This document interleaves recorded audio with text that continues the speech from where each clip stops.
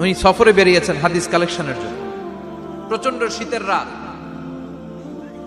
উনি মাগরিবের নামাজ, এশারের নামাজ পড়ে একটা মসজিদে শুয়ে পড়লেন, আর শুয়ে শুয়ে হাদিস পড়তেছেন। কি পড়তেছেন? কথা বলেন।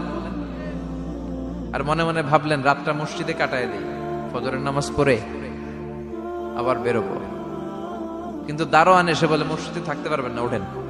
দারোয়ান আছে না, কথা কন।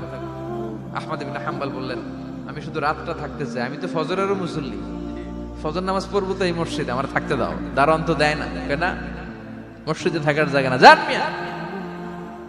উনি যে আহমদ ইবনে হাম্বল এটা চিনে নাই, থাকতে দেয়। কি করবে এখন? উনি কাঁথা গুছিয়ে হাদিসের কিতাব নিয়ে কাঁধের মধ্যে ব্যাগ নিয়ে মসজিদ থেকে বেরোয় গেলেন। কি আর করবেন, প্রচন্ড শীত, আর কাঁপতেছেন, বুড়ো মানুষ। পথিমধ্যে দেখলেন বাজার।